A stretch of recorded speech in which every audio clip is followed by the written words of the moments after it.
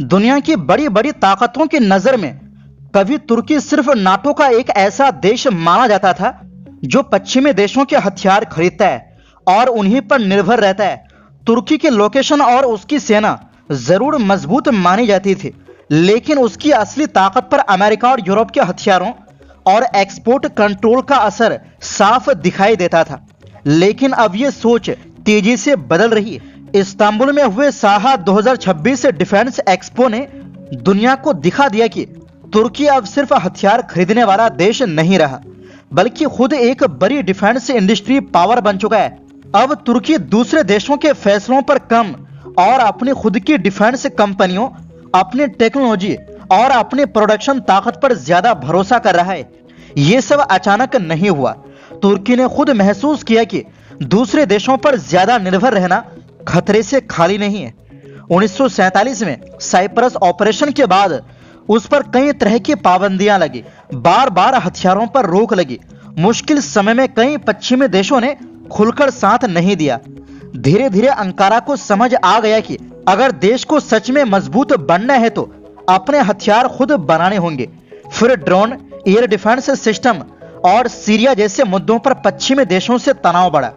इसके बाद तुर्की को F-35 लाइटनिंग II प्रोग्राम से भी बाहर कर दिया गया। यहीं से तुर्की के अंदर एक नई सोच मजबूत हुई। अगर कोई देश अपने हथियार खुद नहीं बना सकता तो वो अपनी विदेश नीति भी पूरी तरह आजादी से नहीं चला सकता। और फिर शुरू हुआ एक बड़ा नेशनल मिशन। तुर्की सरकार ने सेना, डिफेंस इंडस्ट्री, इंजीनियर, निजी कंपनियों और सरकारी एजेंसियों को एक साथ जोड़ दिया। मकसद साफ था, विदेशी निर्भरता कम करनी है और घरेलू उत्पादन बढ़ाना है। और इसका असर कुछ ही सालों में दिखाई देने लगा। 2000 के शुरुआती दौर में तुर्की का डिफेंस एक्सपोर्ट दुनिया के बड़े देशों के मुकाबले लगभग ना के बराबर था। लेकिन आज वही तुर्की मध्य पूर्व अफ्रीका, एशिया और यूरोप तक ड्रोन, मिसाइल, युद्धपोत, इलेक्ट्रॉनिक सिस्टम, बख्तरबंद गाड़ियां और एरोस्पेस टेक्नोलॉजी बेच रहा है। तुर्की के राष्ट्रपति रजब तैयब एर्दोगान ने भी साहा 2026 में कहा कि तुर्की की डिफेंस इंडस्ट्री अब ऐसा सिस्टम बन चुकी है जिस पर दुनिया भरोसा करती और जिसे दुनिया काफी करीब से देख रही है। और ये सच कहें तो ये सिर्फ भाषण नहीं बल्कि हकीकत बन चुका है। तुर्की का डिफेंस सेक्टर अब विदेशी सिस्टम तक पहुंच की समस्या से आगे बढ़ चुका है और अब उसका फोकस प्रोडक्शन, एक्सपोर्ट, को डेवलपमेंट और ग्लोबल प्रभाव बनाने पर है। आपको बता दें कि तुर्की ने जो हथियारों का मेला लगाया था, इसमें तुर्की ने अपना सबसे खतरनाक इंटरकॉन्टिनेंटल बैलिस्टिक मिसाइल पहली बार दुनिया के सामने पेश किया। इनके अलावा बहुत से ऐसे हथियार दुनिया को दिखाया जो तुर्की ने पहले सामने नहीं लाया था। दोस्तों, बहुत लोग तुर्की का नाम सुनते ही बैराकटार TB2 ड्रोन को याद करते हैं क्योंकि उसने सीरिया, लीबिया, नागोर्नो काराबाख और यूक्रेन जैसे युद्धों में काफी नाम कमाया। लेकिन असली कहानी सिर्फ एक ड्रोन की नहीं है। बाइकर के अलावा Aselsan, Roketsan, Turkish aerospace industries, HTM, Havelsan, Otokar, FNSS और BMC जैसी कंपनियों ने मिलकर पूरा डिफेंस इकोसिस्टम तैयार कर दिया है। आज तुर्की सिर्फ एक दो हथियार नहीं बना रहा, बल्कि उसके पास पूरा नेटवर्क है जिसमें बड़ी कंपनियों से लेकर छोटे सप्लायर, टेक इंजीनियर, इलेक्ट्रॉनिक कंपनियां, सॉफ्टवेयर डेवलपर और यूनिवर्सिटी तक शामिल है।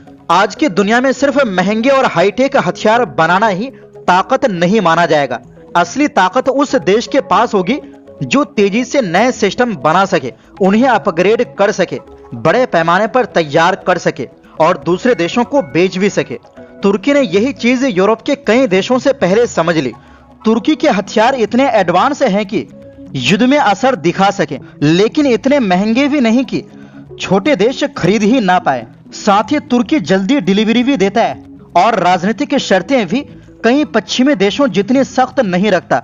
यही वजह है कि दुनिया के कई देश अब तुर्की की तरफ तेजी से बढ़ रहे हैं। दिलचस्प बात यह भी है कि तुर्की का उभार ऐसे समय पर हुआ जब यूरोप को अचानक एहसास हुआ कि उसकी अपनी डिफेंस इंडस्ट्री कितनी कमजोर पड़ चुकी है। रूस द्वारा यूक्रेन पर आक्रमण के बाद यूरोप को समझ आया कि उसके हथियारों का स्टॉक कम है, प्रोडक्शन धीमा है, एयर डिफेंस कमजोर है और हथियार खरीदने की प्रक्रिया जरूरत से ज्यादा जटिल हो चुकी है। नाटो के यूरोपीय देश अब डिफेंस बजट बढ़ाने की बातें कर रहे हैं, लेकिन असली सवाल सिर्फ पैसा खर्च करने का नहीं है। असली सवाल है कि क्या वो तेजी से ज्यादा हथियार बना पाएंगे। यहीं पर तुर्की का मॉडल नाटो के लिए एक सीख बनकर सामने आया। नाटो महासचिव मार्क रूटे ने भी अप्रैल में अंकारा में कहा था कि तुर्की ने डिफेंस इंडस्ट्री में एक तरह की क्रांति कर दी और नाटो देशों को मिलकर हथियार बनाना, नई टेक्नोलॉजी विकसित करना और एक दूसरे से खरीदारी बढ़ानी चाहिए, क्योंकि सिर्फ बजट बढ़ाने से कुछ नहीं होगा। अगर हथियार समय पर बन ही नहीं रहे तो बड़े बड़े बजट सिर्फ कागजों तक सीमित रह जाएंगे। इस पूरे मॉडल से कई बड़े सबक निकलते हैं। पहला सबक ये कि सिर्फ पैसा काफी नहीं होता, उसके पीछे स्पष्ट रणनीति भी चाहिए। यूरोप लंबे समय तक ये मानता रहा कि ज्यादा बजट मतलब ज्यादा ताकत, लेकिन असलियत में सिर्फ बजट बढ़ाने और हथियार बनाने में बहुत फर्क होता है। तुर्की ने डिफेंस खर्च को सीधे इंडस्ट्रियल मिशन से जोड़ दिया और उसी वजह से उसे सफलता मिली। दूसरा बड़ा सबक है स्पीड यानी तेजी। यूरोप में कई डिफेंस प्रोजेक्ट मीटिंग, नियम देरी और राजनीतिक बहस में फंस जाते हैं। वहीं तुर्की ने ज्यादा सेंट्रलाइज्ड और तेज मॉडल अपनाया। सेना से फीडबैक जल्दी मिला, इंजीनियरों ने तेजी से बदलाव किए और नए सिस्टम जल्दी तैयार हुए। यूक्रेन युद्ध ने दिखा दिया कि आधुनिक युद्ध में जल्दी सीखना और जल्दी बदलाव करना कितनी बड़ी ताकत है।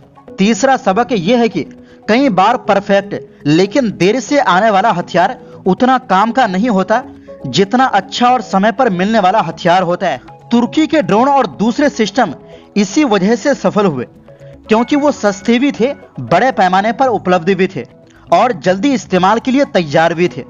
चौथा सबक डिफेंस एक्सपोर्ट से जुड़ा है। जब कोई देश तुर्की से ड्रोन, जहाज, मिसाइल या बख्तरबंद वाहन खरीदता है तो वो सिर्फ हथियार नहीं खरीदता, बल्कि ट्रेनिंग, सॉफ्टवेयर, मेंटेनेंस और लंबे समय की राजनीतिक साझेदारी भी खरीदता है। यानी डिफेंस एक्सपोर्ट अब सिर्फ व्यापार नहीं बल्कि कूटनीति का रास्ता भी बन चुका है और तुर्की इसका इस्तेमाल बहुत समझदारी से कर रहा है। पांचवा और सबसे बड़ा सबक यह है कि मजबूत डिफेंस इंडस्ट्री सिर्फ कुछ बड़ी कंपनियों से नहीं बनती, इसके लिए पूरे इकोसिस्टम की जरूरत होती है। तुर्की में छोटे सप्लायर, इंजीनियर, यूनिवर्सिटी, इलेक्ट्रॉनिक्स कंपनियां और टेक्नोलॉजी डेवलपर्स सब इस मिशन का हिस्सा बने। अगर यूरोप सिर्फ बड़ी कंपनियों को पैसा देकर खुद को मजबूत समझेगा तो उसका रीआर्मामेंट मिशन अधूरा रह जाएगा। अब तुर्की की ताकत सिर्फ उसके हथियारों तक सीमित नहीं है, नाटो के लिए भी वो एक अहम एसेट बन चुका है। लंबे समय तक नाटो ये मानकर चलता रहा कि अमेरिका डिफेंस इंडस्ट्री की रीढ़ बना रहेगा, लेकिन अब हालात बदल रहे हैं। अमेरिका का ध्यान कई क्षेत्रों में बढ़ चुका है। यूरोप के सामने नए खतरे खड़े हो गए हैं और यूक्रेन युद्ध ने पश्चिमी देशों की सीमित प्रोडक्शन क्षमता उजागर कर दी। ऐसे में तुर्की की डिफेंस इंडस्ट्री नाटो के लिए सिर्फ विकल्प नहीं बल्कि जरूरत बनती जा रही है। ब्रिटेन के लिए भी तुर्की अब बेहद अहम हो चुका है। ब्रेक्सिट के बाद लंदन और अंकारा के बीच डिफेंस सहयोग, व्यापार और रणनीतिक साझेदारी तेजी से बढ़ी, क्योंकि ब्रिटेन समझ चुका है कि यूरोप की सुरक्षा में उसकी भूमिका नाटो और मजबूत साझेदारियों के जरिए ही चलेगी और तुर्की उन सबसे अहम साझेदारों में से एक है। आज तुर्की उस दौर को पार कर चुका है जहां वो सिर्फ हथियार खरीदने वाला देश था। अब वो खुद हथियार भी बना रहा है और उनके जरिए अपनी रणनीतिक ताकत भी बढ़ा रहा है। तुर्की की कहानी ये दिखाती है कि अगर किसी देश में खतरे की समझ, रणनीतिक इच्छा शक्ति, तेज फैसले, इंजीनियरिंग, निजी कंपनियां, एक्सपोर्ट रणनीति और युद्ध से सीखने की क्षमता, ये सब एक साथ आ जाए तो वो देश कुछ ही दशकों में पूरी तस्वीर बदल सकता है।